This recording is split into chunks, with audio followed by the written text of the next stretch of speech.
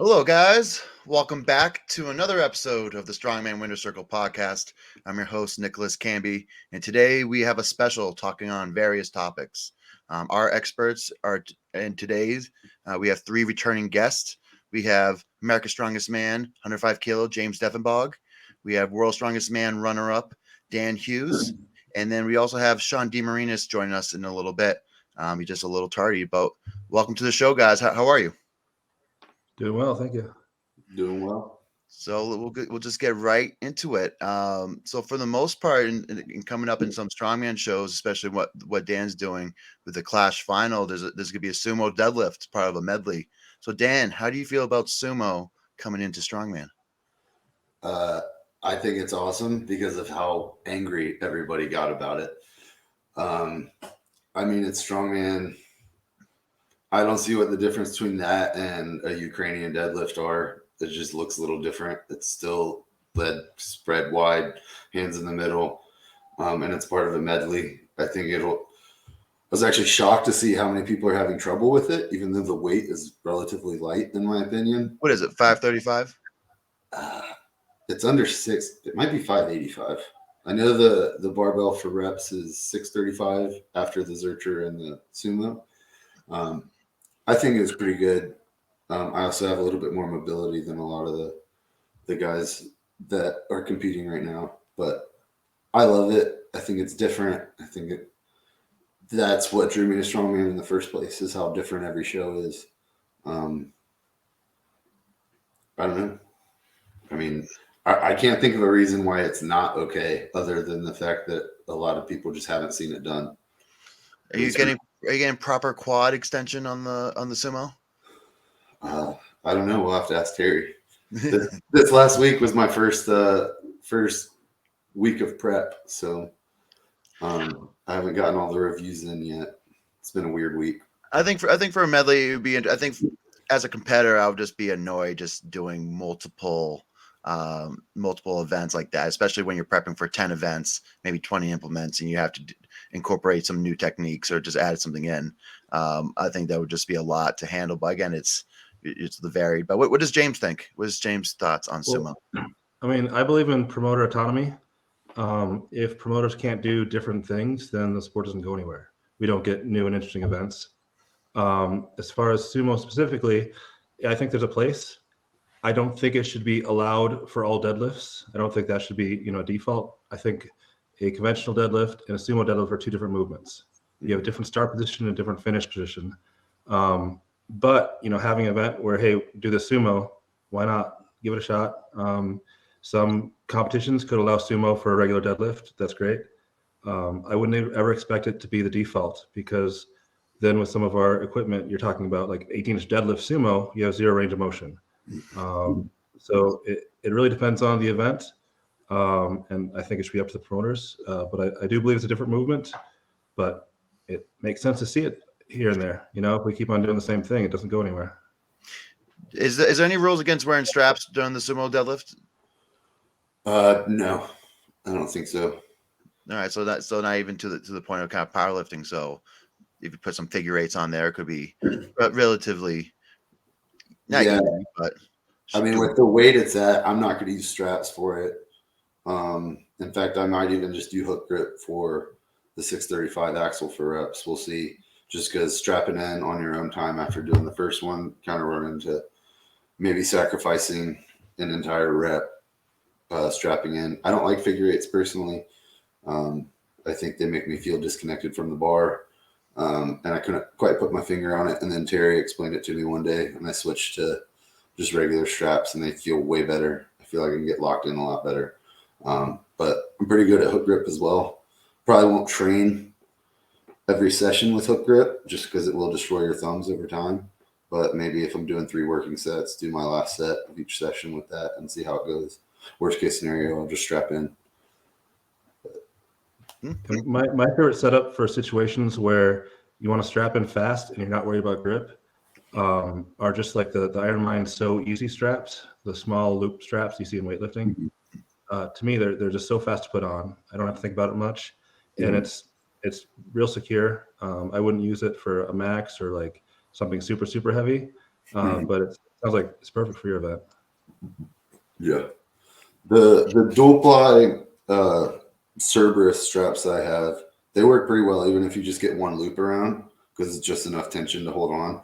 So I may mess with that too, instead of doing multiple wraps like I would if it was a max or something like that. But it's basically the same effect as what you're talking about. I tried the little grippy things that CrossFitters use for like muscle ups and stuff. I have a pair of those. Michael Connor uses that a lot. It did not. I probably just did it wrong because I've never done it before, but it did not work the way I thought it was going to work. Well, yeah, you always got to try something new. But talking about kind of clash, what do you think? You're 2 months out right now. What do you think about the show? How you think you're going to stack up against the competition?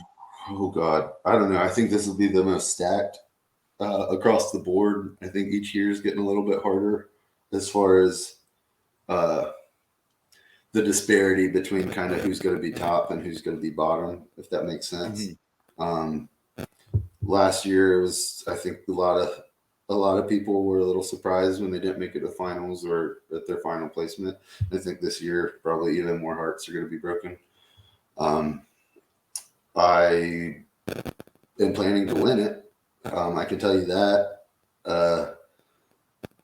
But I think anything could happen, and I think anyone could win. Well, not anyone. I think there's probably 5 or 6 people that could win, just because of how stacked it is. And with 10 events, in those conditions, if they do it fast paced like they did last year, there's a lot of people who dropped a lot of points because they couldn't keep up with it. And I think for people who are coming in for their first class, you're probably going to be shocked, because it's one thing to be told it's going to go faster. But especially the final events, with it being live on TV and having exactly, I think it was like 7 minutes and 5 seconds in between events. The 7 minutes goes by really fast. And I mean, I was catching from the first whistle that blew on the dumbbell. I didn't fully catch my breath until we finished the stones. And I mean, everybody was in the same boat. So even if day one goes well for you, there's a lot of people that felt like they could have won day two under different circumstances, but it's not like OSG. It's not like any other competition I've ever done where you have hours or even, half an hour in between events. And it's wild. So 7 minutes between events. This is just like a bathroom break or a quick poop, and you're right back into it. There were times in between events where I had to choose: do I want to go to the bathroom or do I want to drink water? Because the bathroom there at the venue, it's kind of like across on the other side of the building. It's not like you step off the platform and go in there. You got to walk across and in your kit and everything, go to the bathroom and come back, and then somebody's shouting your name for you to get back in line. Definitely several people were throwing up, which is awesome. I love to see that. But it's different, especially if you're not used to training like that. But speaking of throwing up, I know James is, of course, going for the 3:15 2-minute deadlift record at the Arnold. Have you thrown up in your training yet? Doing all those reps of 3:15? No, I usually feel sick for about 45 minutes to an hour after, but I'm not like, it's just a little like dizzy, like I don't want to drive right away. But not close to throwing up, no. So James, so this year, we were talking right before the show. James Hall, Eddie Hall's brother, is going after the 3:15 record in 2 minutes, and he's being coached by Mitch Hooper. Does that put some heat under your whistle? I don't know, under your bottom to compete against Al Hall? I mean, so I did it in 2020, the first year they had it, and there was, I think after they announced the qualifier, you had like a week to submit the video, so you didn't actually get trained to get better at it. And I went into it pretty out of shape. I think I got 43 reps in the qualifier, ended up getting about 43 there. But for the most part, it was like mostly CrossFitters competing. So hopefully we see more like Strongman kind of showing that, we can hit some reps also.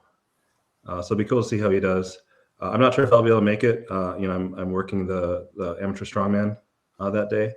So if it's early enough in the morning, hopefully I can do it. But I plan to at least qualify, so I can try. Mm-hmm. I'll take over for you. I'll be there at the Arnold helping you. So if you need to go take a break, I got you. Awesome. Now, how's training been for the most part? It looks like you've been working pretty incrementally. You haven't touched Yeah. you haven't touched 315 yet, correct? I have just for sets of like 25 or whatever. Yeah, I mean, I'm starting pretty much from scratch because like last year, I probably trained about 12 times the entire year. So I kind of came into it in pretty bad shape. So I was worried about, just getting into it too quickly, rhabdo and all that. So I've been slowly ramping up. For my high rep stuff, I'm up to like 255 for 55 reps. And I've been doing, sets of 315 for like 20, 25.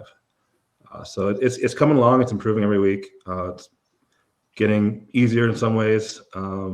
So I feel like I'm in a good position to qualify next week and go from there. The qualify, you just submit a video on time, weigh the weights and all. The qualifying reps is 315 for 55 reps. And I'm pretty comfortable. I could do that now if I need to. Oh, excellent. Well, of course, best of luck, and of course, I'll be watching. But we also had some, I would say for the most part, some kind of questions when I originally kind of put out the this question on this special. So I always thought that, of course, weight cutting is always tough, especially us being either retired, former, or current 105s, but also weight cutting while traveling. Now, what do you guys have done?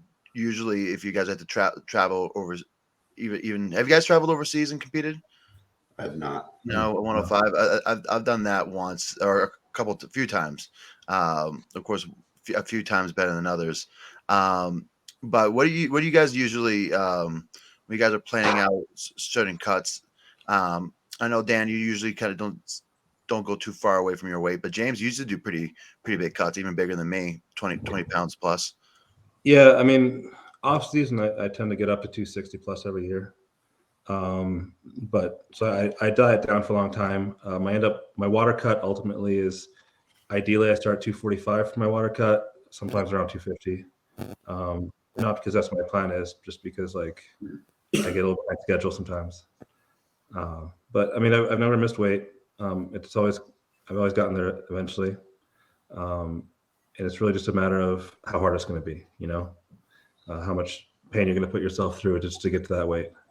But I felt like I've never been at risk of not making it, though. You never missed. Yeah. So that means you never missed weight. That's, of course, is a great track record. How about yourself, Dan? You got any tips of the trade when it comes to?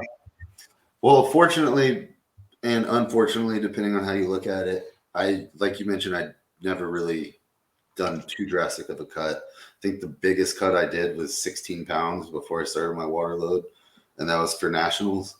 But generally, I did have to sweat for nationals, but most of my cuts, like for OSG this year, for Clash last year, and for Clash the year before, the first Clash in the Rainier, I didn't sweat at all. It was all just, Justin Lloyd does my cut for me, does the protocol.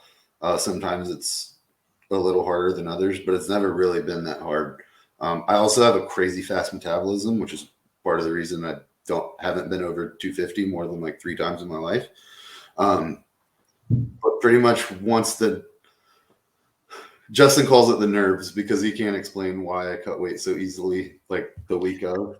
But I'll start losing weight as I'm still loading water, and usually I just wake up the morning of underweight. I've never missed weight, so I'm kind of the wrong person to ask advice for that because it's been crazy easy for me. But I was going to say, what I found pretty remarkable, even throughout all the weight cuts I did and other competitions, is I get texts about, "Hey, can I use your scale?" I'm like, "Where's yours?" They're like, "I forgot to bring a scale." But like, how are you supposed to do a 20-pound, 50-pound cut if you don't bring your own fucking scale? I feel like that should be the first thing that should be on everybody's kind of list of items. So if you guys are listening, bring a scale if you're going to do a decently large cut. If you guys ever do the make it overseas and you compete, I found it during the flights, anything 6 over plus. I even did it within like 2.5 hour flights domestically, but wearing compression clothes so you don't retain the water from the water load while you're flying, because especially it will usually kind of hold in your legs during it. I learned that from Marcin of Poland back when. That was kind of his suggestion, and I kind of incorporate that because when I flew over to Hungary the first time, I think I was just in shorts and t-shirt flying, and I retained everything that I had on that flight, and I showed up 13 pounds day before weigh-in, pretty heavy. But thank God Johnny helped me, like held my hand and pretty much cut the weight for me. So I was really able to kind of bang that out. But the main thing I want to stress is just bring a scale. It's how you're supposed to track that progress, and you can't depend on whatever scale that the potential promoter or friends have. Again, you just got to always bring one in that sense. What I've been seeing is a lot of international competitors are starting to come earlier for like OSG, for example. OSG might start if it's Friday, Saturday, Sunday, weigh-in Thursday, they'll be here on Monday or Tuesday. And that makes a lot of sense. And I think that's kind of reduced the home field advantage gap that American athletes had at OSG. Because, I mean, flights, even with the crush stuff, you're going to hold some water. It's going to be stressful. It's tough. So showing up a couple days early seems to be hugely beneficial for people with 20-hour flights. So we're seeing the results where the international athletes are now starting to do better at OSG and RL and things like that. I remember back when, because he even came like a week early, but was it 2018 when Tyson Morrissey came from Australia? He came like a week early, trained at your gym because he was there early, and then ended up competing. So he had a pretty good foot on it. I think Rhiannon and Luke Davies came pretty early. I remember seeing McKeegan in 2021 coming pretty early to OSG, and I was like spending like 3 days in Disney World, which I didn't think was really conducive of prior to competing, just being on your feet a lot and just spending boatloads of money. But I guess again, you got to do what you want to do. Got it, spend it.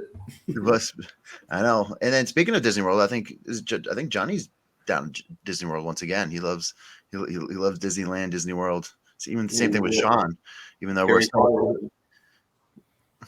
still missing Sean.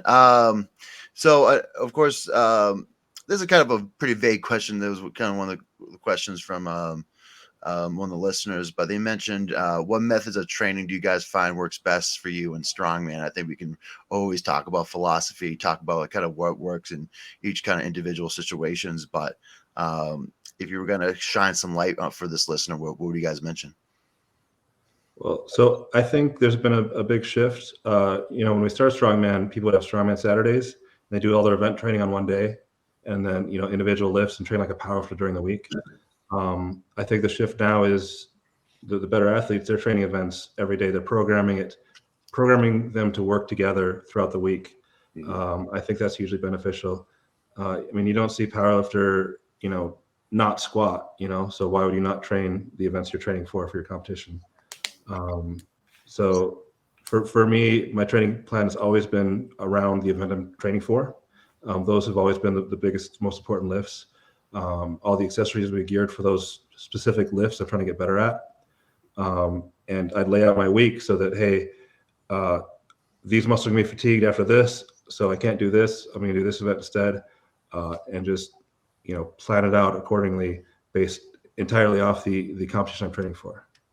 And it's worked well for me. Certain things have different requirements. Throwing, I think it's beneficial to throw more frequently than other movements. For a while, my back and shoulder were super screwed up, and the only thing I could do is throw. And so I'd throw every day, and I got really good at it. So you can't just treat every event the same. Certain things respond better to different frequencies and volumes and things like that as well. Excellent. Dan, anything you want to add in? I agree with everything James said. The only thing I'll add is, especially training for these show like Clash, where there's 10 events, is you don't have to do all 10 events every week because some of them have carryover. And so if you identify, okay, if I train, sandbag to shoulder heavy and I'm doing extensions and a lot of reps on that, I don't have to do, it's a different lift, but like I'm using all the same muscles in the extension as stones. So I may not have to train stones as frequently.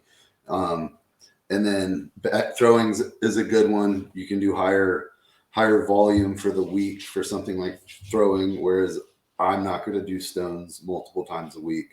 Another thing that Terry and I have done over the last year is for competitions is, even though we're spreading events throughout the week, is they're still somewhat in the order of how I'm going to do them, especially the finals events for Clash. And that helps me because I'm always fatigued when I do stones, but I mean, I'm going to be super fatigued because that's the 10th out of 10 events I'm doing the weekend of. And so I know a lot of people, especially if stone is a really good event, they may do that first. And there's a place for that as well. Sometimes it is good to, especially if it's a weakness, maybe train it when you are fresh so you can boost the confidence, do it a little bit more, have a little bit more, in the tank when you start the lift. But as you get closer to the event, we did that a lot last year where I was doing 4 out of the 5 events in one day. And I wasn't doing 4 or 5 sets of them, but I'm training my body to be prepared or give it a gauge of how fatigued I'm going to be. Like, what does a 375 stone actually feel like when it's the 10th out of 10 events? And is my body ready for it? Is it conditioned for it?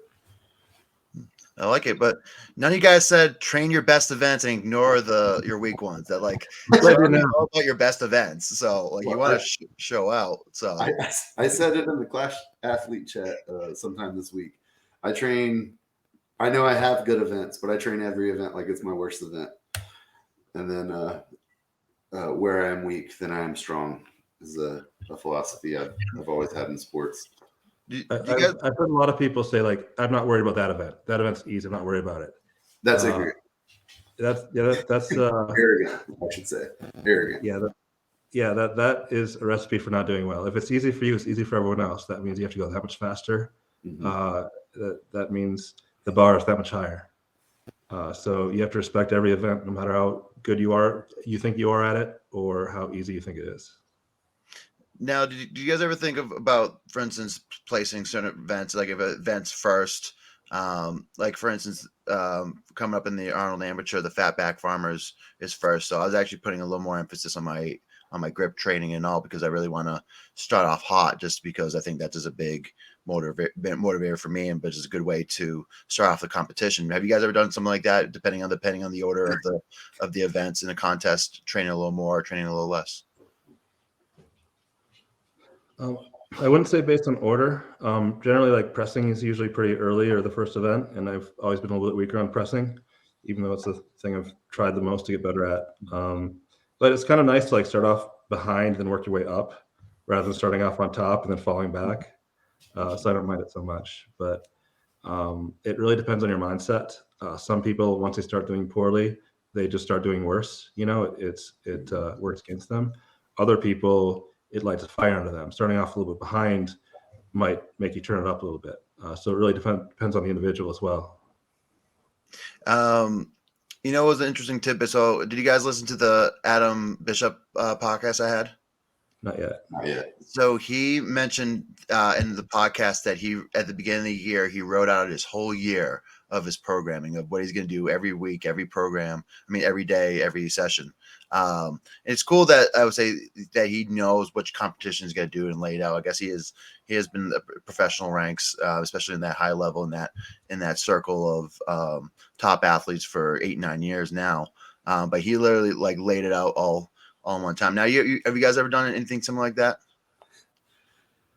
I know a lot of weightlifters. I don't go past 1 month usually of programming.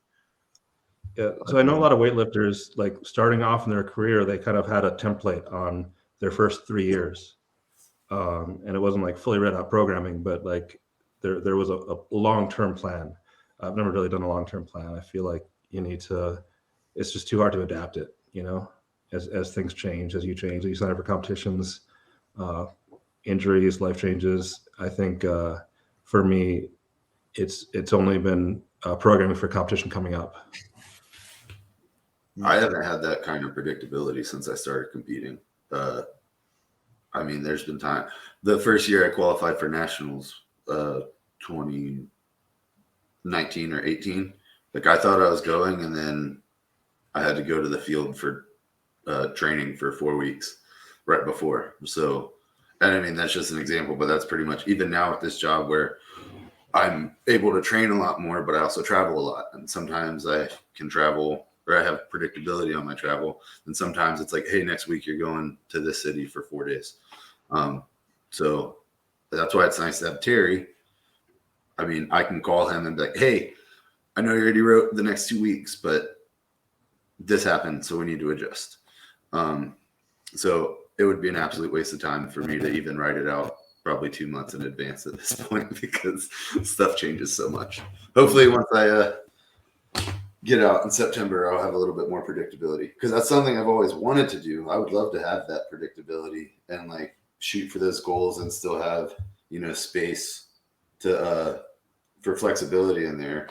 Because that is how my mind would like to work, but it's just not in the cards right now. All right.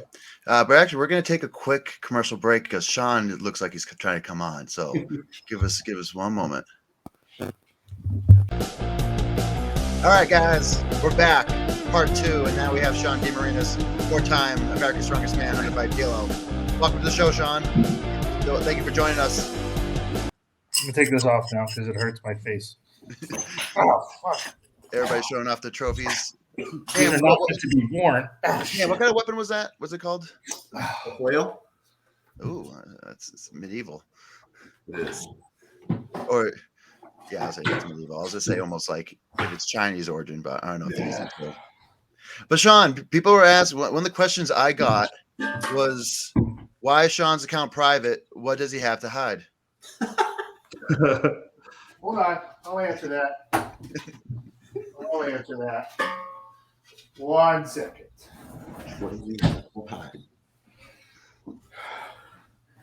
You want a fucking answer for that one? Yeah, I want to answer. Well, the entire strongman community and everybody involved are not people that I really want looking at my stuff anymore. And from what I've seen, other people getting like harassed at their job. I own my own business, so I don't really care. But you know, I don't know. I don't trust people these days. You know, I see lots of fake shit happening all over the internet. I see lots of really questionable behaviors, and I don't know. I don't trust people. I won't even look at my stuff. If I don't know you, then out of here. I don't know. I don't trust anybody. That's why. And social media is fucking gay anyway, so whatever. I have like 70 friend requests that I don't care to acknowledge because I don't know you, weirdo, in your garage trading in your underwear. I don't want you looking at me and sending me messages asking for my socks or my underwear either. So I don't know. I'm still waiting. I never got any of those requests, and I post all the time. I'm always like, send me your socks and underwear pics. And maybe they still don't send it to me. Yeah, I don't know, man. I just don't really trust people. So, but I think, but for the most part, Sean, I think it's, of course, social media is a crazy world. I think it's almost like a metaphor for the real life. I guess if you just want to focus on the good, kind of stay in your lane. There's a lot of good in the sport, a lot of good in the community. So yeah, we hope that we can kind of facilitate within things of progress, things of what makes it a true meaning of strongman, a test of character, test of strength, and a test of who the best is out there. Mm-hmm. Well, that's what we would like it to be. But Sean, since you're kind of worked up right now, and I had another question for you. What's your take on the Liver King? Everybody wants to know Sean's take on the Liver King. I don't know. He's just like everybody else, you know, full of shit and takes steroids like everyone else. So, you know, I don't know. I mean, the guy has made a ton of money presenting himself to be something that he's not, even though most people knew what he really was. I don't know. He's just a clown. I mean, it's just like he did like the whole Juju Mufu thing, but like times 10, you know, and just, I don't know. I have zero respect for that dude and what he does. And I would never eat bull testicles or liver or any of the shit that he eats, but I don't know. I actually did listen to on his podcast. He's like, you know what? I'll try some liver. I think I tried sheep liver. It was pretty good. It was decent. I used to have liver a lot back when I still lived in Italy. I tried goat liver and it was a little too thick and it was really gross and I gagged eating it. But I gave the rest to Maya and she loved it. So I guess it wasn't a total waste. Yeah. Yeah, I don't know. I wish I could make the money he does, spreading lies and But misinformation. supposedly, I thought, for instance, it was all kind of a marketing scheme. Like he always knew he was going to do this. He always knew he was going to downplay the steroids and go on every podcast. And anybody that calls him out, he's going to call a stupid idiot. But it sounds like now he's getting sued for the image that he portrayed. Is he? He should. Yeah. So maybe that's really not going to. His business plan is really not going to work now. So I really don't know why he did any of it. So I don't know either, but I mean, you could see it a mile away. I mean, geez, I think most people knew it was pretty obvious, but yeah, it's kind of a shame that, I don't know. See, the thing is, I guess what he was promoting, if you look at it objectively, it wasn't bad, I mean, it was false, it's false information to make you think that you're going to obtain that level of physique that he does if you mimic, his behaviors. But I don't know if that's really much different than, remember, like, I don't know, for me, like back in high school, like Cell Tech, Muscle Tech. Yeah. I mean, if you've read some of those claims, like I remember at the Mr. Olympia one year when I was like competing in like powerlifting and like bench press, they had Gene Rychek. He was on stage. I don't know if any of you guys ever remember that, but he was going for like 1,000 pounds on the bench or 1,100 or something crazy. But this was like, I don't know, 15 years ago or something. And he was taking a product that was like claiming on there that increases your strength by like 150% or something. Had all these wild accusations on the bottle. And his whole bench shirt was like, and everything he was wearing was covered in the logo and, heavily sponsored, and goes out there and just completely bombs, which is a side note, but he, it's all the same thing. It's like just false advertising, leading people down the wrong road. So I think it's been happening for decades and it'll continue to happen. So, he's really nobody special. He just created a persona that attracted a lot of attention.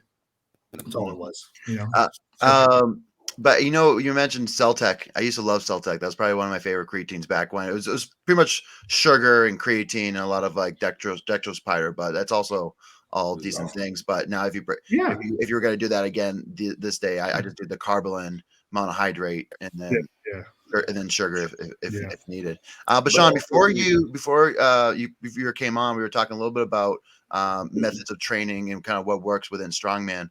I know it's kind of a broad question, but do you have any kind of tidbits that you want to share on the listener about training for a particular show or training within your career? Well, I mean, that's a loaded question that could take all night to answer. I think really what ultimately worked well for me was figuring out it, and it sounds like it sounds like common knowledge, but figuring out what works for you and not doing things that are I would say suggested or programmed that you don't believe in, or when you're doing them during training, you're like second guessing if this movement is beneficial for you.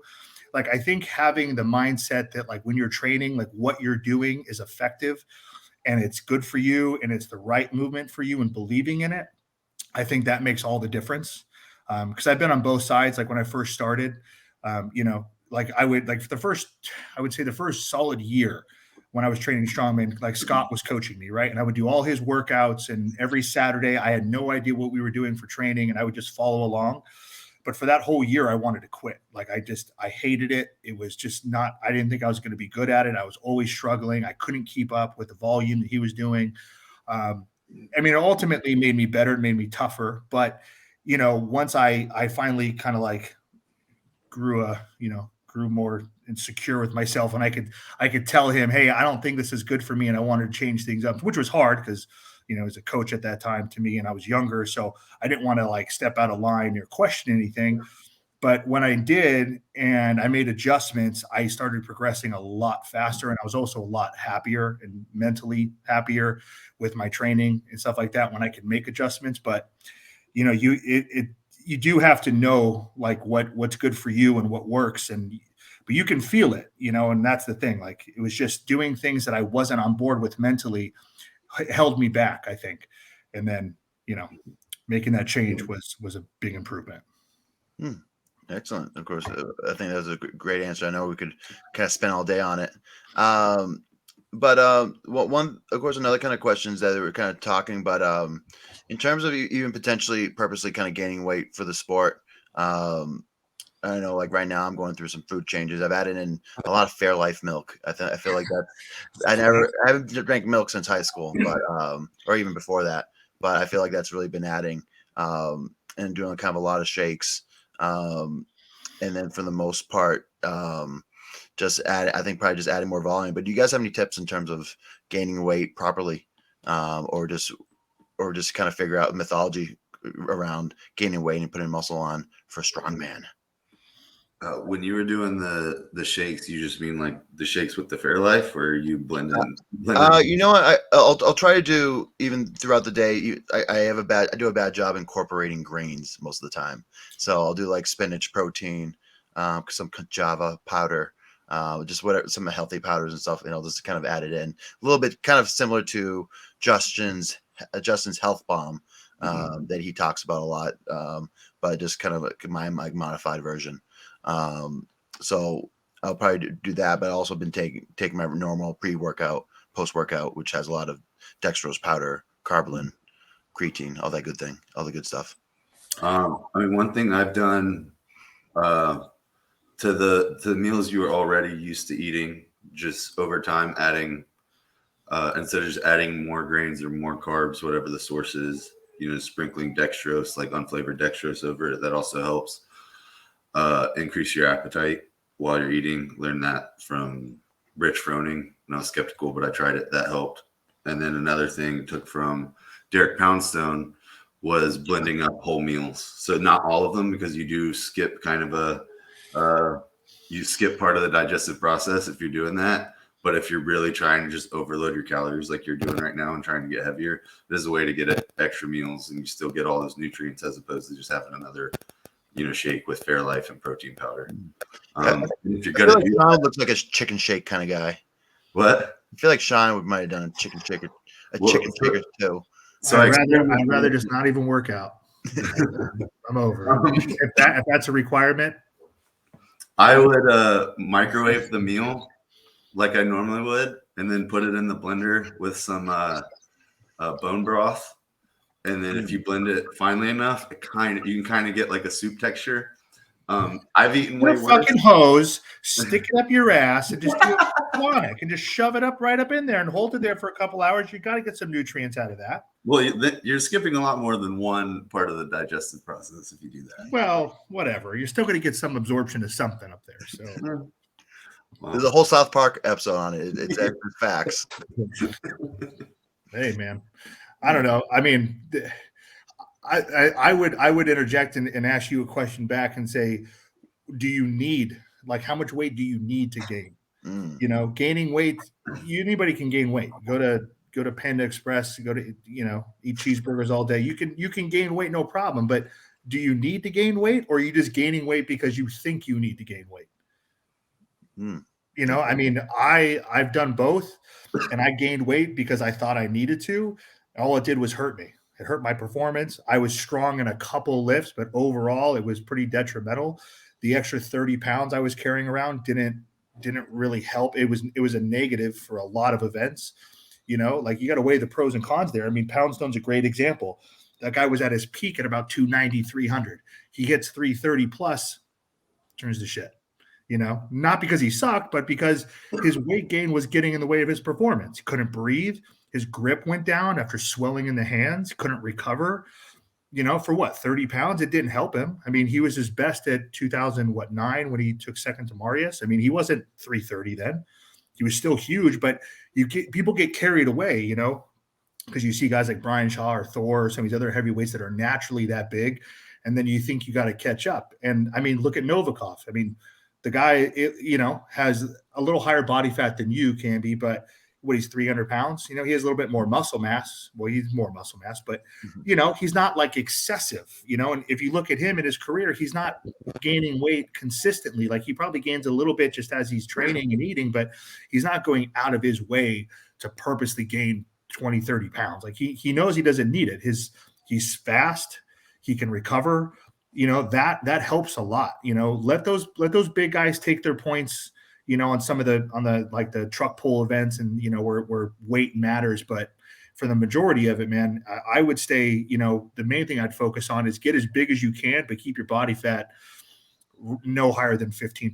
I mean, I think that's like a perfect marker to be at. Like 15% for strongman is good. I mean, 15 to 20, probably somewhere in there, but any higher than that, you're just hurting yourself, I think. I like the idea. And of course, mentioned about Novikov. I think he's a good example, especially with his Abraham Lincoln beard. I think he's a good one to follow. James, I think within the group, I think you've gone probably like the heaviest, right? You said you were one time like 285, 290. Yeah. Now, how was that? Of course, trip to heavyweight land for you? For me, I never actually had to try to gain weight. If I don't try to diet, I'm gaining 2 pounds a week, even eating like moderately healthy. So I've never had any issue with putting on weight. I mean, my pressing improved greatly. Like my log strict press, I was hitting 300 for strict for like 3 reps, which is a lot for me. But yeah, it probably contributed to my back injuries. It definitely made my day-to-day life worse for sure. I think in general, when people are planning their diets, they shouldn't, and if they're not in a weight class, they shouldn't be trying to hit a certain weight. They need to figure out how much they need to eat to support their training and recovery and the planned slow progress of each workout. Anything more than that, it's just wasted. I've always felt like the harder it is to gain a pound of muscle, the more effective it is in training, in competing. So if you put on 10 pounds of muscle real easy, happen in no time, that's not going to be as useful as the 10 pounds of muscle that I spent, 2 years accumulating from training really, really hard. So yeah, it's not just muscle mass, fat mass, it's muscle quality. It's being able to use it. And yeah, the best way is to, think about it for performance, not for weight. Bingo. Yeah. Love it. Yeah, of course, those are all kind of great points. I think something we should kind of all kind of incorporate it. But it's interesting to just even talk about, I think another piece, like Dan says that he has really trouble kind of putting on weight, loses weight really fast. You say you're gaining weight. So I think the different types in terms of body types. So of course you have like ectomorphs, of course, can't really hold on weight. Endomorphs sounds like what me and James are, kind of put on weight really easily. I usually always put on weight just by like just living, right? It's especially if the moment. But even when I think in the past year when I was kind of cutting weight, I had to like skip meals in order to maintain a certain weight around 250s. So again, I think we're all different body types. So when you're figuring out your body type, I think you just got to figure out what works for you, but where you fall into, if you're that endomorph, ectomorph, and I forget what's the one in between. There's mesomorph, I think is the in between, right? And that's the same thing that goes along with training too. Figuring out your body type, what works well for you, and it's great to get advice from people, but that's really what you want to be the best. That's what it takes. You got to learn from everyone, and then you got to pick and choose what knowledge really applies to you, and don't just blindly follow somebody because they have credentials or they've accomplished something you want. You can't blindly follow. If you do that, you're going to learn a lot, but you're going to suffer too, so, everything should be just a collective, it's all, the end goal is the same for nutrition, coaching, training. It's all the same. Yeah. I mean, I learned in the last year that I was 233 yesterday, and I am way stronger than I was at 255 last year around this time. I mean, obviously I used to put a lot more weight into my body weight. And now it's just like, well, if I can keep getting stronger at the weight I'm at, I don't need to gain weight. It also makes, like we talked about earlier before Sean was on, the weight cuts. Like, I've never had to do big weight cuts. That's never been a stressor for me going into a comp. And that's worked for me so far. So as long as I keep getting stronger at this body weight, I'm just going to keep doing what I'm doing.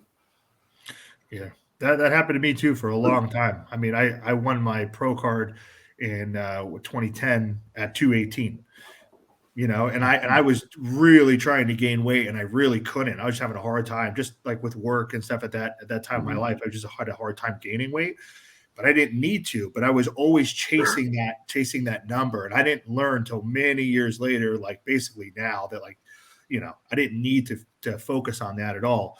Mhm. And it wasn't until, God, I don't know, 2015 that I really had to start cutting, but I was still like 240s, and it wasn't until later on, maybe like 2017, 2018, that my body weight was like walking around. Like if I didn't eat all day, I would still be like 248, 250. And that's when I was getting really tough to stay in the weight class.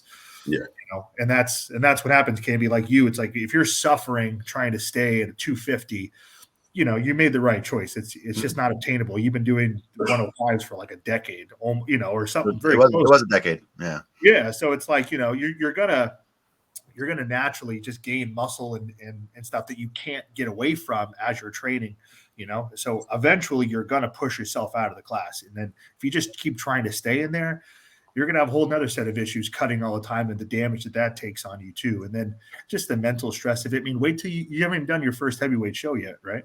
No, sir. Well, technically, I've done as a plus size 105, but never. No, but like the Arnold, like you're gonna do, right? Well, it's interesting. I feel like this Arnold is much heavier than some of the other Arnolds I've seen. So I'm sure, but the point I'm making is that, like, I remember when I was like when I competed as a heavyweight a few times, like the whole mentality of like stressing, like I would still think I had to weight cut, and I always have to correct myself, like, oh, I don't have to cut weight.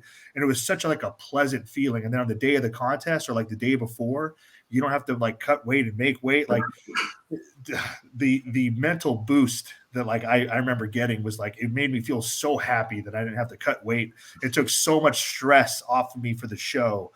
It was just so much more enjoyable. So, I think you're in for that too. I'm ready to enjoy the sport, Sean. Yes. Well, I actually have social media and you can enjoy it, but I actually had the opposite experience going heavyweight. I don't know what to do the day before, like if I'm not cutting. Like I was so far out of routine. I've been cutting for every show forever. All of a sudden, it was just I was just out of my element. I felt like, Yeah, I felt like that too. But then when I was like, oh wait, I don't have to cut weight, I was like, oh, this is great. So much better. Cutting weight sucks. God, it's miserable. I always hated it. I was bad at it too, so that's probably why I hated it. I was mentioning before. I was telling about a cut I did in Hungary where Johnny pretty much cut the weight for me, and that's the only reason why I made the weight. I made the weight. So I also want to cover one topic. I think we're not going to get into specifics, but of course, it's funny. A lot of times, kind of as 105s, you see, especially on social media. I know you don't see it as much on Sean's end, but a lot of the 105s always feel like they need to be really outspoken about all sort of topics. But I think one recent example of kind of calling out promoters is, I feel like it's not a good look, because you're going to go and work with other promoters in the future. So they're going to be, I feel, potentially suspicious in terms of have to really treat you right or say the right thing so they don't get called out in the future. But what do you guys think about kind of athlete promoter relations, and what's the best way to handle that? I feel like just don't, if you have a problem with a promoter, talk to the promoter first before destroying them on social media. But do you guys have any thoughts or words you want to put in? Yeah, as purely an athlete and someone who's never promoted, if somebody's calling somebody out publicly, whether it's a promoter or just in general, I'm always going to question what their actual motive is. And is it to fix the problem that they're inquiring about or addressing, or is it to get attention and, keep yourself relevant in whatever case? Because I feel like most situations, whether it's promoters or otherwise, on social media, people think that louder is better. And almost always that is incorrect. Reach out to them, ideally in person if you can, if not a phone call, and then at worst a DM. But posting stuff all over social media, what are you trying to accomplish other than inflame people, put out misinformation, half information, all that? I think it's immature, and that's not how you should conduct business. Because if you're going to address a promoter who is trying to run their business with a corporation, or even just as simple as one competition, you need to act like a professional if you're trying to hold them accountable for being a professional.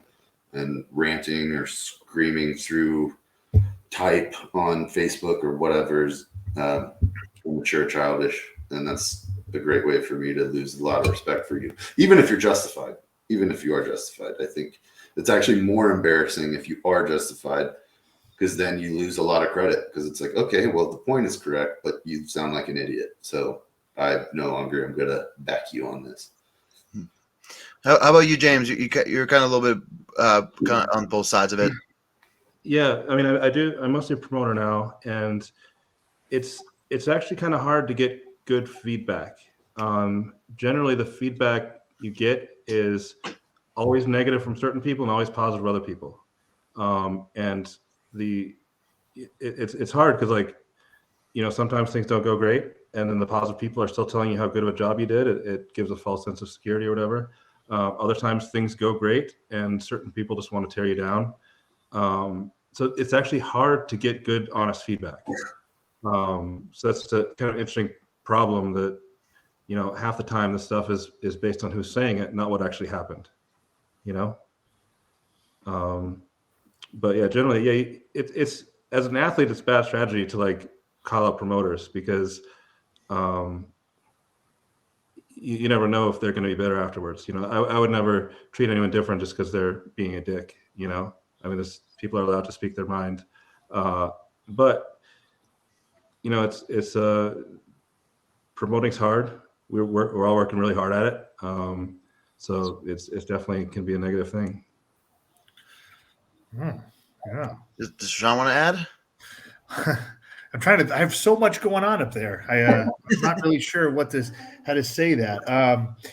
I guess as an athlete, I have reached out to promoters when I had issues. I'm not a person that will air my dirty laundry online by any means. Social media I haven't made a post, I don't know, over a year or something. I don't go that route, because I don't think, I guess just my personality doesn't go that way. I've messaged promoters many times for issues that I thought were unfair for the athletes or whatever. And I always handled it like that, whether the outcome was what I wanted or not. That's what I did.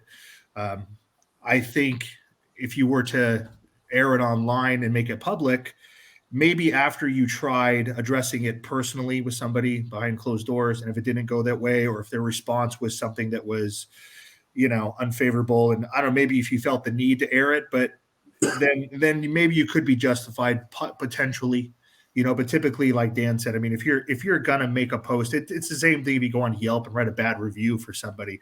You're doing it because you're trying to hurt the other person. You're doing it for your own personal satisfaction. No good is you're not gonna make the sport better. You're not gonna make the restaurant better by doing that. You're just kind of, making yourself feel better. That's all it really is. And I've never promoted a show, but I've helped at shows, and it's definitely not as easy as as athletes think it is when you're on the other side. I mean, I would say that, East Coast, West Coast, like Scott and his crew, and, all of us, we would host California's Strongest Man every year. And I mean, without a doubt, I would say that we know what we're doing, that there's nothing that we haven't experienced, that we're all professionals. We know how to run a show, and we could figure it out. We had numerous problems all the time. It's just some things you just can't account for that happen during the show, or, there's just variables. There's always going to be. And sometimes it's just the luck of the draw. It kind of is strongman. It's a circus as in a sport itself, and not everything goes perfect, and equipment's, always changing, and there's just a million things that can go wrong. So, if it's malicious that something happened, and as an athlete, if I ever saw that, I would feel the need to probably be vocal about it. But if it's an accident, you need to be mature enough to differentiate between the two, and realize that it may not be someone's fault, but every situation is different. So who knows? But yeah. So I was thinking, like, give the promoter the benefit of the doubt before, given the opportunity to do the right thing. But you were saying, yeah. So conversely, another thing you have to consider is, some promoters just don't plan very well, don't take criticism, don't do enough. They just don't host good shows. And how do you tell other competitors, hey, you might want to sign up for this, while still trying to be positive and still trying to be like understanding? Where do you draw that line? How do you balance those things? That's always kind of a challenge. You want to give honest reviews. If a promoter repeatedly, fails in certain things or treats people unfairly, then people should know. So ultimately, there's not a right answer. There's not a perfect thing. Just try to be understanding. Try to look at things through their eyes to some extent, and try to affect change in a positive way to the sport. If you can, yeah. I mean, I think there's not a whole lot of real mature mentors in this sport anymore. I feel like everyone's Sure they kind of are. It's the Camby YouTube channel. It's the most professional channel out there.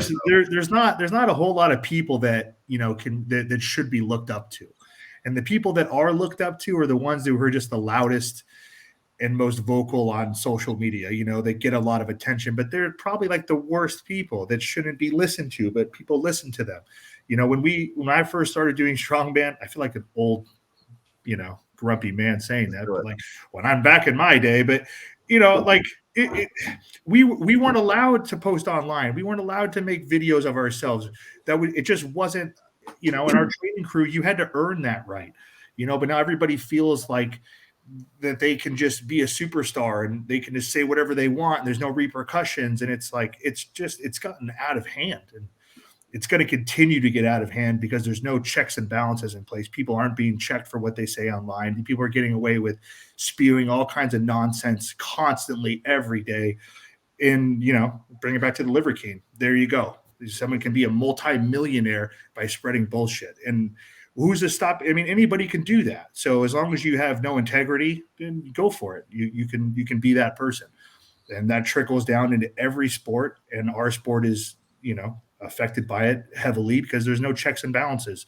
It's the Wild West, man. It's backyard wrestling, and it always will be, in my opinion, just because that's the way it is. But it is getting out of hand now, for sure. We just need a Stone Cold Steve Austin come in and do a Stone Cold Stunner and just shock the nuclear bomb needs to be dropped on this sport and clear out the waste. There you go. Hey, so that's pretty much most of my questions. I don't want to hold you guys up all night, but Dan had some stuff he wanted to cover, some things he wanted to mention. Having mental health issues does not make you an expert on mental health issues. That's a good piece. I think there's a good way to listen. But yeah, that's all my kind of questions today, boys. I appreciate you guys coming on. Of course, testing this new software. Should I do some exit music? Absolutely. All right, let's try Night Drive. Night Drive. So, guys, this was a very awesome episode. We talked about a lot of topics. It's always great to get together with friends. Don't forget to like, comment, subscribe, notification bell. And until next time, guys, stay strong.